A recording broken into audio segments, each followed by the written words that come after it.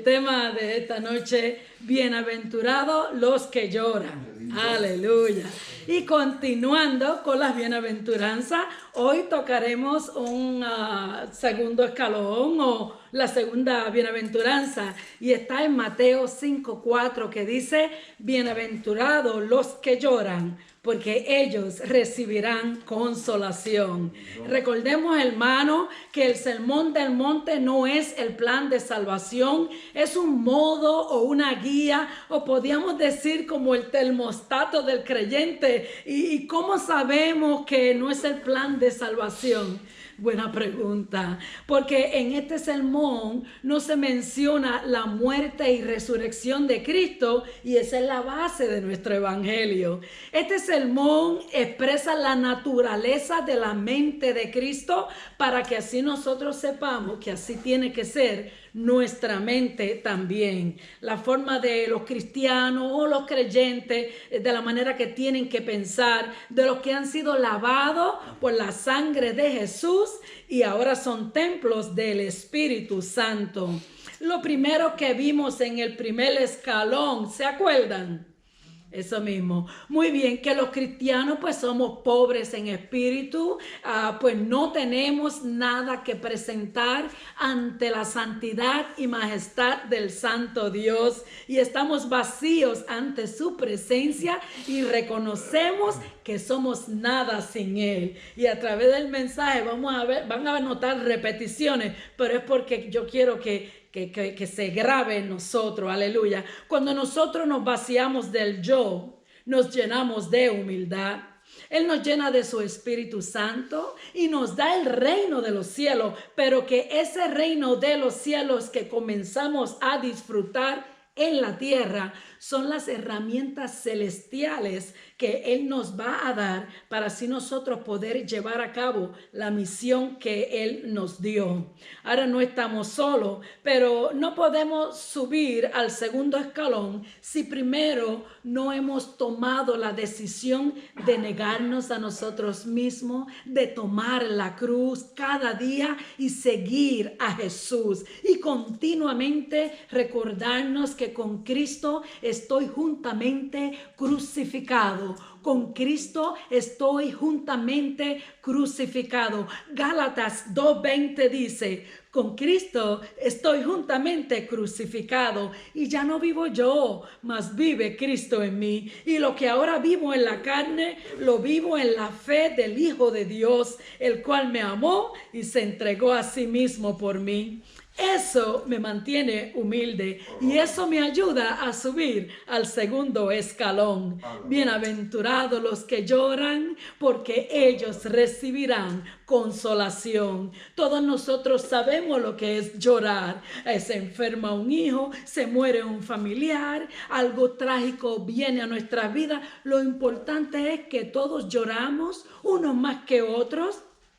Y en estos días estábamos estudiando que todos sufrimos, hasta el impío sufre el impío y sufre el creyente, pero que el impío no tiene consolación en nada, porque busca consolación en cosas de la tierra, cosas terrenales, cosas temporeras. Pero el creyente, cuando pasa por las aflicciones, tiene en quien confiar. Él sabe que no está solo. Él sabe que Dios está con ellos, como estuvo con los jóvenes hebreos cuando estaban en el horno de fuego. Pero cuando Jesús dice felices los que lloran, se refiere a otra clase de dolor. Estamos estudiando y aprendiendo estos grandes principios. Esta es la base, es el fundamento de nuestro edificio en la tierra, pero que no se puede lograr por nuestros propios esfuerzos.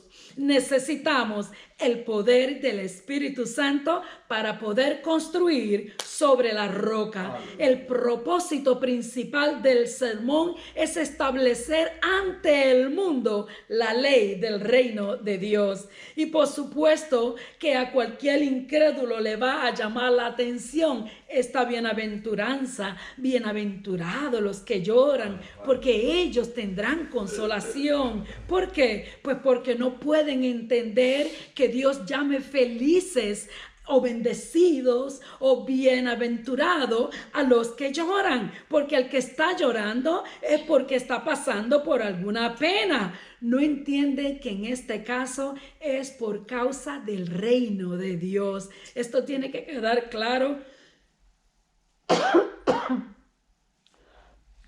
Perdón. Esto tiene que quedar claro aquí. Este versículo se refiere a los creyentes que sufren por causa del reino de los cielos, así como la primera bienaventuranza, donde la pobreza de espíritu se refiere a lo espiritual y no a lo material o a lo económico. Aquí llorar es también por causas espirituales. Estamos hablando del llorar en el espíritu por causa del pecado que ofende y nos separa del Señor. Es un dolor en lo profundo de tu corazón y se refleja en el exterior. Los bienaventurados van a ser los que lloran por falta de crecimiento a parecernos a Cristo. Lloramos por la gravedad de nuestra condición pecaminosa y la condición de otros. Y vamos a ver más de cerca el llanto que Jesús acepta. ¿Cuál es el llanto que es bendecido? Mírate, existen 3 clases de llanto. El llanto natural, el llanto pecaminoso y de lo que estamos hablando, el llanto espiritual. El llanto natural es lo que hacemos cuando alguien muere. Dios nos da un ser querido, ahora muere y lo natural es llorarlo. Pero este no es el llanto del que Jesús está hablando en el Sermón del Monte. El llanto del Sermón del Monte es una condición del corazón que debemos procurar alcanzar con la ayuda del Espíritu Santo. Y por eso sabemos que este no es el llanto que va a ser bendecido o que va a recibir bendición, porque no creo que nadie aquí quiera que un ser querido muera diariamente para poder ser bendecido, ¿verdad que no? Está el llanto pecaminoso. Este llanto es el que anhela algo que Dios no ha dado. Según de Corintios 7:10 dice, porque la tristeza que es según Dios produce arrepentimiento para salvación, de que no hay que arrepentirse, pero la tristeza del mundo produce muerte. Un ejemplo de este llanto pecaminoso lo vemos en la historia de Acab y la viña de Nabot. Y dice Primera de Reyes 21:4, y vino Acab a su casa triste y enojado por la palabra que Nabot de Jezreel le había respondido, diciendo, no te daré la heredad de mis padres. Y se acostó en su cama y volvió su rostro y no comió. Otra versión dice que lloraba porque no pudo conseguir la heredad de este hombre. Eso se llama llanto pecaminoso. El rey de Samaria, Acab, llegó hasta matar a Nabot. El llanto pecaminoso lo produce la codicia, querer lo que Dios le dio a otro. Y Pablo dice, ese llanto mata y te lleva a ti a la muerte. Por eso sabemos que este no es el llanto que va a recibir bendición. Es bueno que sepamos la diferencia entre estos dos llantos. Está el llanto natural o el lloro natural. Es el llorar de algo que ha sido quitado de nosotros. Pero entonces está el llanto pecaminoso, que es algo que queremos quitar a otros. Y está el llanto espiritual. Este es el que Pablo dice, tristeza que produce arrepentimiento para salvación. A nuestro alrededor pasa todo lo contrario. El mundo se ríe y se goza de su pecado. Pero la Biblia dice en Lucas 6:25, la segunda parte, ay de vosotros, los que ahora reís, porque lamentaréis y lloraréis. Si lloramos ahora nuestro pecado, recibiremos consolación. Si disfrutamos ahora el pecado y nos gozamos de ese pecado, llegará el día donde dice Lucas 13:28, allí será el llanto y el crujir de dientes cuando veáis a Abraham, a Isaac, a Jacob, a todos los profetas en el reino de Dios, y vosotros seréis excluidos. Hay un problema entre nosotros que debe de preocuparnos, y es el hecho de que no se tiene una conciencia clara del pecado, y por esa razón no podemos experimentar esta bienaventuranza. Tiene que haber una convicción de pecado. Los cristianos que se les olvida lo que es pecado y lo que significa estar bajo pecado delante de Dios, no podrán nunca experimentar esta bienaventuranza. De la misma manera, aquellos que no les gusta la doctrina del pecado, que no desean que se hable de él porque puede afectar su relación con otros, tampoco podrán llorar. ¿Qué es convicción de pecado? Juan 16:8 dice que el Espíritu Santo va a convencer al mundo de pecado. Para que podamos entender lo que significa convicción de pecado, te voy a decir primero lo que no es. Convicción de pecado no es una conciencia culpable o sentir vergüenza por el pecado. Eso lo siente casi todo el mundo. Convicción de pecado no es un sentimiento de miedo al castigo que viene de Dios, porque eso lo siente casi todo el mundo. Convicción de pecado no es el conocimiento del bien y del mal.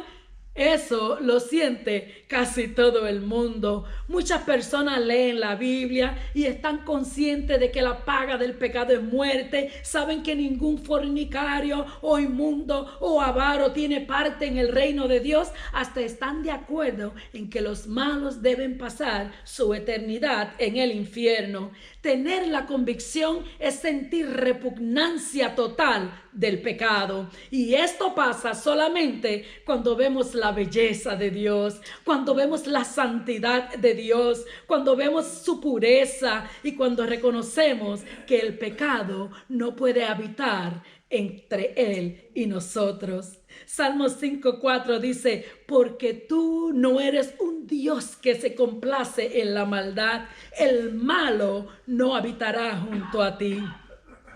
Tener la convicción es experimentar un espanto total del pecado. Hacemos lo que hizo José. Él huyó de la tentación gritando: ¿cómo pues haría yo este grande mal y pecaría contra Dios? Tener convicción es cuando nos damos cuenta de que deshonramos a Dios, y así como David, convencido por el Espíritu Santo, clamamos: contra ti solo he pecado y he hecho lo malo delante de tus ojos. ¿Y cuántas veces tenemos que decir eso al día? Aleluya. Tener convicción es sentir lo que dice Romanos 1:18, porque la ira de Dios se revela desde el cielo contra toda impiedad e injusticia de los hombres que detienen con injusticia la verdad. Romanos 2:5 dice: pero por tu dureza y por tu corazón no arrepentido, atesoras para ti mismo ira para el día de la ira y de la revelación del justo juicio de Dios. Cuando leemos eso, hacemos lo que el carcelero de Filipo hizo. Cayó a los pies de los apóstoles y gritó: señores, ¿qué debo hacer para ser salvo? Él estaba seguro que sin un Salvador, él moriría. Yo le doy gracias a Dios por la convicción de pecado. Todos estábamos muertos y en delitos y pecado. Y Jesús dijo en Juan 6:44, ninguno puede venir a mí si el Padre no me envió, si el Padre que me envió no lo trajere. Y parte de ese trae a Jesús es la convicción de pecado. Aleluya. En las Escrituras encontramos muchos pasajes de siervos y hombres de Dios que lamentaron y lloraron la condición pecaminosa de su pueblo. Isaías 22:4 dice: por esto dije, dejadme, Lloraré amargamente. No os afanéis por consolarme de la destrucción de la hija de mi pueblo. En esta escritura habla del juicio sobre Jerusalén. Ellos habían decidido comportarse como las naciones vecinas y abandonaron al Señor. Fueron conquistados por los babilonios y murieron muchos, pero a consecuencia de que salieron huyendo y se murieron de hambre. El profeta llora porque sabe que todo había sido consecuencia del pecado por haberle dado las espaldas a Dios. Jeremías 13:17 dice: mas si no oyereis esto, en secreto llorará mi alma a causa de vuestra soberbia, y llorando amargamente se desharán mis ojos en lágrimas, porque el rebaño de Jehová fue hecho cautivo. Dios le da al profeta dos señales: la señal del cinto podrido y la señal de la tinaja de vino. El pueblo no hizo caso al aviso, pero con todo esto el profeta aún así lloraba con pasión porque sabía que el castigo venía.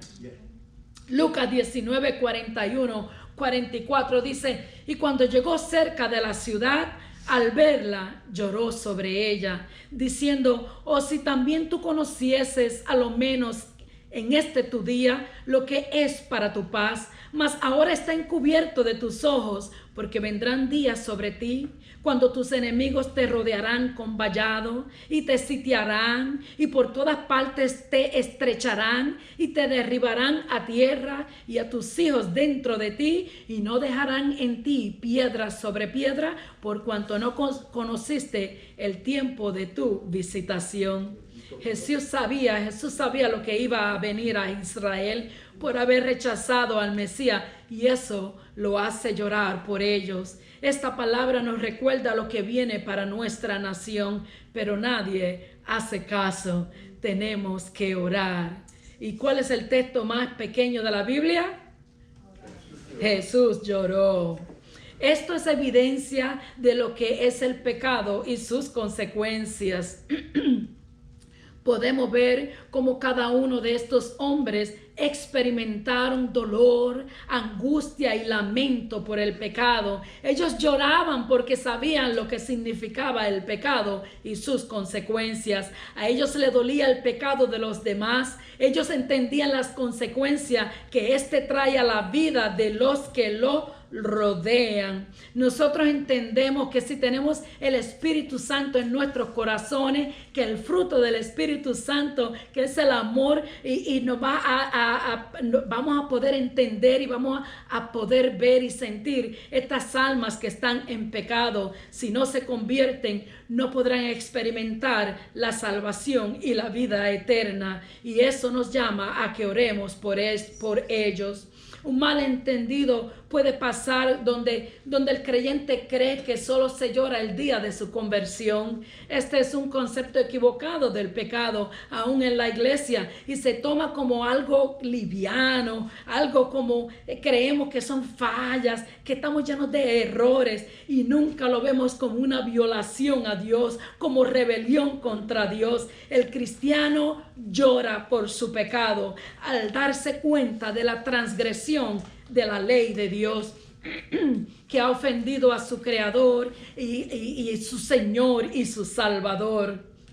Lucas 18, 9, 14 dice: a unos que confiaban en sí mismos como justos y menospreciaban a los otros, dijo también esta parábola. 2 hombres subieron al templo a orar. Uno era fariseo, el otro publicano. El fariseo, puesto en pie, oraba consigo mismo de esta manera: Dios, te doy gracias porque no soy como los otros hombres, ladrones, injustos, adúlteros, ni aun como este publicano.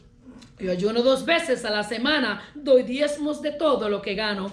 Mas el publicano, estando lejos, no quería ni alzar los ojos al cielo, sino que se golpeaba el pecho diciendo: Dios, sé propicio a mi pecador. Os digo que este descendió a su casa justificado antes que el otro, porque cualquiera que se enaltece será humillado, y el que se humilla será enaltecido. ¿Tú te imaginas esa escena, representación de un golpeo en el pecho? Pero si hay alguien que constantemente debe estar haciendo. Eso somos nosotros, que debemos de acercarnos a Dios diciendo: sé propicio de mí que soy pecador. Durante toda nuestra vida cristiana, pues nunca alcanzaremos en esta vida la perfección exigida por Dios. Es el cristiano el único que puede ser consciente de su necesidad de Dios, de su necesidad de perdón, pues aún nuestros pensamientos y nuestras oraciones tienen algo que está contaminado a veces, ¿verdad?, con el pecado, y solamente el Espíritu Santo intercediendo nos da, ¿verdad?, esa obra expiatoria de Cristo en nosotros. Dios no nos oye porque nos ama mucho y siempre hacemos lo que Él manda. Él nos oye porque Él decidió amarnos, acercándonos a Él por medio del sacrificio de su Hijo Jesucristo. Si reconocemos nuestra necesidad de perdón ante Dios y lloramos delante de Él por haberle ofendido, y nos duele en el corazón por ofender la santidad y la majestad de Dios, entonces para ti y para mí hay una noticia buena. Estamos entre aquellos que Cristo, aleluya, llama bienaventurados. Un creyente que desea ser bienaventurado por llorar debe entender que el pecado no se puede pasar por alto, ni se puede olvidar el fin de aquellos que insisten en practicarlo. Es una realidad de que muchos no lloramos porque no entendemos, no nos hemos puesto a meditar lo que es siquiera pensar en pasar un segundo en la eternidad en el infierno. Dijimos que bienaventurados los que por naturaleza lloran, que fácilmente se les salen las lágrimas, que si han tomado una decisión incorrecta empiezan a llorar, que si tú los regañas y el coraje los hace llorar. Eso no es. Son felices los que lloran por la causa de su pecado y por los pecados de otro. No solo por sufrir las consecuencias de dichos pecados, sino principalmente por haber ofendido y deshonrado a nuestro Señor. Los que se acercan a la presencia de Dios diciendo de todo corazón: ten compasión de mí, que soy pecador. Estos, dice Cristo, recibirán consolación, pues el Señor les dice que todos sus pecados han sido perdonados. Pero no solo eso, sino que a pesar de las consecuencias temporales del pecado, de las aflicciones del tiempo presente, Dios promete una consolación eterna. Él nos ayuda a soportar las aflicciones ahora, pero un día no habrá más dolor. Y eso es pronto. Y pronto no habrá más aflicción ni llanto. Estos son los cristianos, los que lloran y reciben de Dios total consolación. En algunas situaciones Dios puede quitar la aflicción de nuestro pecado o del pecado contra nosotros, o en otros casos nos dará la fuerza para soportar confiados en su gracia, pero que siempre tendremos segura una consolación eterna. Y Apocalipsis 21, 3, 4 dice: y oí una gran voz del cielo que decía: he aquí el tabernáculo de Dios con los hombres, y Él morará con ellos, y ellos serán su pueblo, y Dios mismo estará con ellos como su Dios. Enjugará Dios toda lágrima de los ojos de ellos, y ya no habrá muerte, ni habrá más llanto, ni más dolor, porque las primeras cosas pasaron. Recordemos siempre que no puede haber consolación si antes no hay humillación. Bienaventurados los que lloran, porque ellos recibirán consolación. Dios te bendiga.